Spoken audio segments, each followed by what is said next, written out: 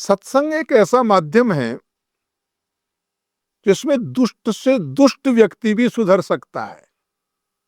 और कोई पाठशाला नहीं है। सत्संग मिल जाए, कितने कितने कामी लोग, कितने कितने क्रोधी लोग, कितने कितने लोभी लोग सत्संग की वजह से सुधर गए।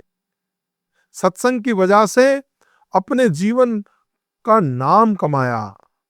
सठ माने अगर मूर्ख लोग हैं जो काम आदि विषयों में ही लिप्त हैं,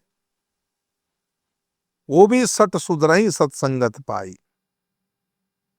इसलिए सत्संग को कल की चर्चा में मैंने सिद्ध फल कहा था, और उस फल का प्रमाण क्या है कि सठ सुधरई सत्संगत पाई। इस लोक में भी उस व्यक्ति की शोभा होती है, महिमा बढ़ जाती है, और परलोक में भी गति मिलती है। तो कहने का मतलब है सठ सुधरई सत्संगत पाई। अब एक बात ध्यान रखिए कि चांदी, सोना, तांबा, पीतल, लोहा, ये सब क्या है? धातु है।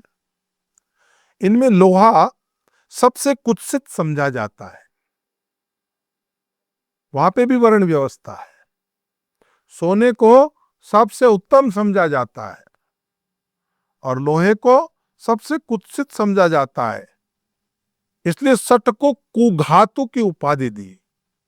सठ सुधरई सत्संगत पाही, पारस परस कुघात सुहाई। भाव यह है कि पारस के स्पर्श मात्र से निकृष्ट धातु उत्तम धातु हो जाती है। उसी लोहे को जब पारस पत्थर स्पर्श करता है तो वो सोना हो जाता है।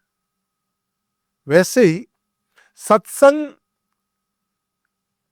व्यक्ति के लिए पारस पत्थर की तरह है। मैं तो कहूंगा पारस से भी महान है। पारस लोहे को सोना बना सकता है, लेकिन पारस पारस नहीं बना सकता। लेकिन यहां संत तो सामने वाले को संत बना देते हैं, शिष्य और साधक मात्र नहीं। तो सत्संग के प्रारंभ होते ही दुष्ट लोगों में भी सुधार, सठ सुधरई, सुधरने लग जाते हैं। सत्संग पूरा होने पर तो पारसी हो जाते हैं। दूसरों को सोना बनाने की क्षमता उसमें आ जाती है। फिर तो महाराज उनके दर्शन से लोगों का भविष्य बन जाता है। प्रवचन न भी करें, तुम कुछ ना करो, बैठे ही रहो, महफिल का रंग भी सुधर जाएगा। रूप सुंदर हो जाता है, मूल्य भी बहुत बढ़ जाता है। इस तरह सठ व्यक्ति का आचरण सुंदर हो जाता है, सब जगह उनका मान होने लगता है। सत्संग के प्रभाव से सठ भी पवित्र हो जाता है। जैसे चिंतामणि के स्पर्श से लोहा जंबू नदी के अंदर पड़ने से मिट्टी सोना हो जाती है, जैसे मानसरोवर में रहने से कौवा हंस हो जाता है, जैसे एक बार अमृत पीने से मनुष्य देवत्व को प्राप्त हो जाता है, वैसे ही ज्ञानी महात्माओं का, संतों का दर्शन स्पर्श करने से पापियों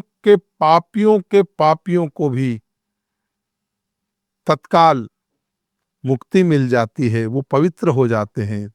अतः सत्संग बहुत दुर्लभ है। सठ सुधरई सत्संगत पाही, पारस परस कुघात सुहाई। विधिवश सुजन कुसंगत परई। देखो भाई, ऐसा मत समझना कि कोई साधुओं से गलती नहीं होती। अरे ये भगवान की माया है, बड़े बड़े अच्छे साधु लोगों से भी गलती हो जाती है, वो भी भूल करते हैं। विधिवश सुजन कुसंगत पर ही।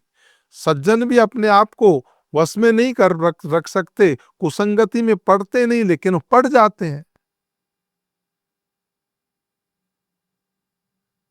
विधिवश सुजन कुसंगत पर ही, फनी मन सम निज गुण अनुसर ही। लेकिन फनी मन सम निज गुण, मणि कहाँ होती है भाई? मणि सर्प के मस्तिष्क में मणि होती है, और मणि में विष को मारने का गुण नहीं आने पाता। सर्प का संसर्ग पाकर के भी मणि उसके विष को ग्रहण नहीं करती। एक साथ एक ही फण में रहे, फणी मण, फणी के अंदर मणि और जहर साथ रहते हैं, लेकिन फिर मणि अपने को बचा के रखती है। वैसे ही संत कई बार दुष्ट लोगों के बीच में पड़ जाते हैं, तो दुष्टों की दुष्टता उनमें ठीक उसी प्रकार नहीं आती जैसे जहर का प्रभाव मणि पर नहीं आता। दुष्टों के संग का प्रभाव उन पर नहीं पड़ता। जैसे मणि अपने सहज गुण प्रकाश को नहीं छोड़ती, वैसे दुष्टों के संग में रहने के बाद भी सज्जन लोग अपने स्वभाव को नहीं छोड़ते। वैसे ही जिन पर दुष्टों का प्रभाव पड़ गया हो, उनको वे सज्जन उल्टा सुधार देते हैं। पारस और लोहे का दृष्टांत देकर के बताया कि दूसरों को बना देते हैं। जैसे पारस और लोहे को स्पर्श करते ही स्वर्ण बनता है, इसकी चर्चा हमने की। मणि का दृष्टांत देख के बनाया कि आप नहीं बिगड़ते हैं। पारस परस कुघात सुहाई, सट सुधरही सत्संगत पाई। तो प्रभु, हम तो आपसे यही प्रार्थना करते हैं, हमने सुना है कि आप पतित पावन हैं। अगर पतित पावन है तो हमको भी आपको पावन करना पड़ेगा, क्योंकि हम सत्संग के अंदर आगे कुछ नहीं करना आता। सच पूछो तो मुझको, बिंदु जी महाराज कहते हैं, सच पूछो तो मुझको नहीं कछु ध्यान तुम्हारा, इस दिल में रहा करता है एक नाम तुम्हारा। एक मुझे सत्संग करना आता और कुछ नहीं आता। सच पूछो तो मुझे आंसू बहाना आता है। मैंने बहुत गुनाह किए हैं, मैं पतित हूं, माना के गुनाहगार हूं, पापी हूं, अधम हूं, जो कुछ भी हूं मगर हूं किसका भगवान तुम्हारा। मेरे पास कुछ नहीं मिलेगा प्रभु, एक आह है, एक फरियाद है, और अगर उसकी जरूरत है, आंसू है मेरी आंखों में, आपको प्राप्त करने के आंसू है मेरी आंखों में, और अगर उसकी जरूरत है तो खजाना मिलेगा। फरियाद अस्क आह की गर चाह है तुमको, इस तन में वो मौजूद है सामान तुम्हारा। और देखो, भक्ति न करूं, मैंने सत्संग सुना है आज के सत्संग में कि सत्संग से ही आप तार देते हो, तो मैं और कर्म कांड न करूं तो भी आप तारोगे। लाजिम है तुम्हें तारना भक्ति के बिना भी, भक्ति से जो तारा तो क्या एहसान तुम्हारा। रही बात पतितों की, पापियों की, तो आपने पापियों को नहीं तारा क्या? आप तो मेहमानवाजी करते हैं।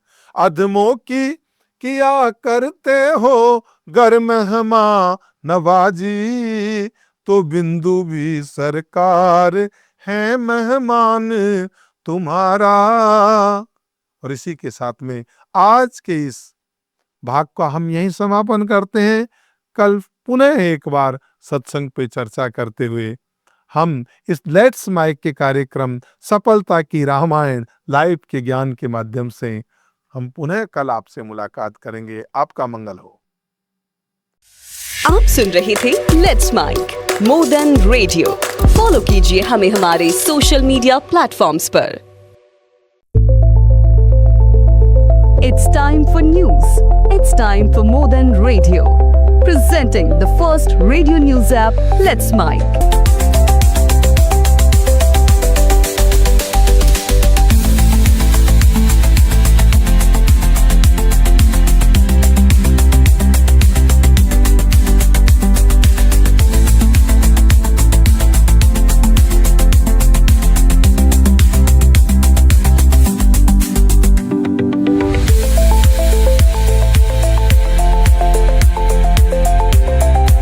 Download the app now from Play Store. Available both on Android and iOS mobile phones. Follow us on YouTube, Instagram, Twitter, LinkedIn, Facebook, Telegram, WhatsApp, Snapchat. Let's talk, let's connect, and let's Mike.